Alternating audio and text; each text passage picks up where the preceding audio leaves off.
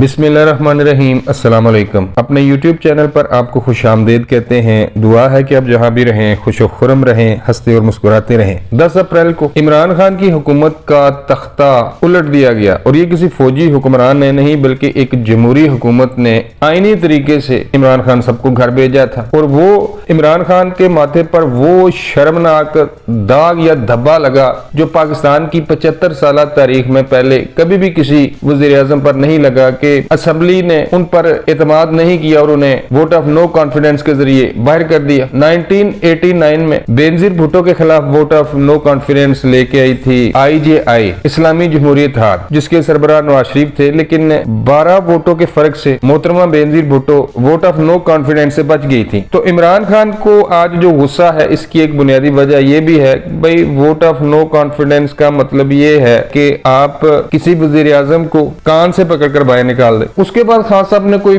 60 जलसे किए और ये 60 जलसों में खान साहब की अपनी जेब से तो कोई पैसा नहीं लगा, ये आवाम के टैक्सों का पैसा था। या फिर पिंकी पीरनी और फराह गोगी ने जो करप्शन की हुई है भाई पंजाब में, उस्मान बुजदार तो वो तो बेचारा कठपुतली था। तो इन दो बीबियों ने जो पैसा लूटा हुआ है, इसके अलावा जो फॉरेन फंडिंग के पैसे हैं अरबों रुपया, तो वो पैसा इन जलसों पे लगा। पाकिस्तानी रियासत के खिलाफ साजिशें की जा रही थी और पैसा भी पाकिस्तान का इस्तेमाल हो रहा था। 60 जलसे कर दिए। पहले 25 मई को लॉन्ग मार्च किया और फिर जो रमा माह इसने लॉन्ग मार्च किया, इसका क्या हाल हुआ ये भी आपके सामने है। इमरान खान साहब इस लॉन्ग मार्च के जरिए दो मकसद हासिल करना चाहते थे। एक इनका मकसद ये था कि PDM की हुकूमत को गिराया जाए और दूसरा इनका मकसद ये था कि जनरल आसिम मुनीर साहब को आर्मी चीफ बनने से रोका जाए। दोनों मकसद में खान साहब बुरी तरह फेल हुए हैं। यूथिये कहते हैं कि नहीं जी, खान साहब से बड़ा कोई लीडर हमने नहीं देखा। जितनी सियासत खान साहब को आती है, एक मैं अभी यूथिये की वीडियो देख रहा था, वो कह रहा था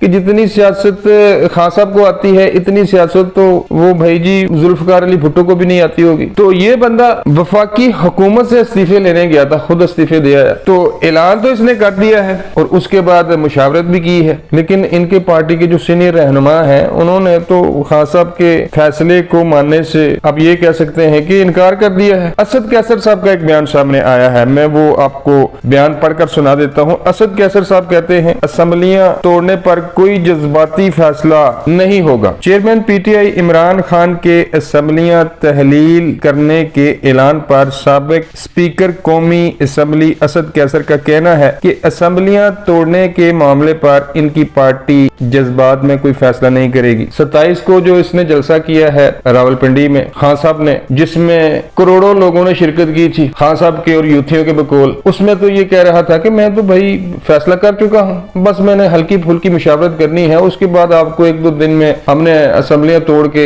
हुकूमत से बाहर आ जाना है। ऐलान इस बंदे ने कर दिया। उसके बाद जो KPK की क़यादत है उसने तो भाई कर दिया साफ साफ इनकार। रही बात पंजाब की, तो पंजाब में भी जो चौधरी परवेज लाई है उनकी हवाइयां उड़ी हुई हैं। चौधरी परवेज लाई साहब बार बार इस बात का इजहार कर रहे हैं कि वो इमरान खान साहब तो हमें जब कहेंगे हम आधा मिनट भी नहीं लगाएंगे और हम असेंबलियां तोड़ देंगे, ये हो गया है वो हो गया है। तो ये सब कुछ बयानात इसलिए दिए जा रहे हैं कि PDM उनसे राब्ता करे, उनके तरले मिन्नतें करे और उनसे ये कहे कि आप हमारी साइड पे आ जाए और वजीर आला रहे। इतनी सी बात है भाई। लेकिन इस बार जो PDM की टून है वो कुछ और है। जरदारी साहब लाहौर तशरीफ ला चुके हैं। जो खबरें हैं, अंदर की खबरें हैं, मैं वो आपको बताता चलूं कि पंजाब की वजारत आला का फैसला अब ना शहबाज शरीफ करेंगे ना मियां नवाज शरीफ साहब करेंगे। मियां नवाज शरीफ साहब ने जरदारी को तमाम तर इख्तियारात दे दिए हैं कि जरदारी साहब पंजाब में हुकूमत आपने बनानी है। अगर आप हमारा वजीर आला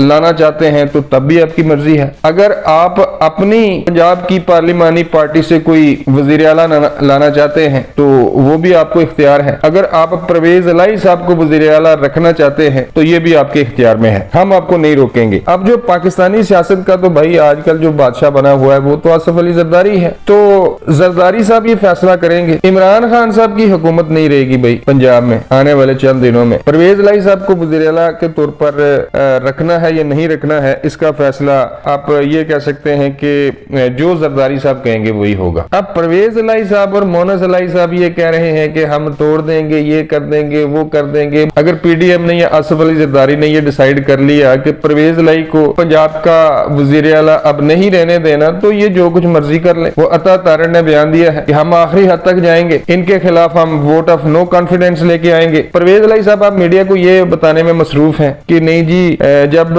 इजलास जारी हो या असेंबली सेशन में हो तो इसके खिलाफ वोट ऑफ नो कॉन्फिडेंस नहीं लाई जा सकती। तो भाई इस बारे में आयन की एक शिक है 136, उसमें कहीं ऐसा कुछ नहीं लिखा। उसमें यही लिखा है कि किसी भी वक्त vote of no confidence move हो सकती है, इसमें कोई ऐसी दो राय नहीं है। तो आलम इस्लाम का लीडर चला था हुकूमत गिराने इनकी, वो बेचारा उधर जख्म चाटता हुआ अपनी हुकूमत वो जो है ना उसको लेने के देने पड़े हुए हैं। और दूसरी तरफ आलम इस्लाम का लीडर ये चाहता था कि जनरल आसिम मुनीर साहब को आर्मी चीफ बनने से रोका जाए। आपके सामने आज जनरल कमर जावेद बाजवा साहब ने कमान आसिम नसीर साहब को सौंपी है और इमरान खान साहब के जो कोच हैं उन्होंने भी जनाब कबल वक्त रिटायरमेंट का ऐलान कर दिया है। भाई इमरान खान साहब को जनरल शुजा पाशा और जनरल जहीरुल इस्लाम 2011 और 2012 में जिस हाइब्रिड निजाम को ये लेके आए थे वो निजाम आज दबरदूस हो गया है और उनका लाया हुआ मोहरा नवाज शरीफ और आसिफ अली जरदारी के सामने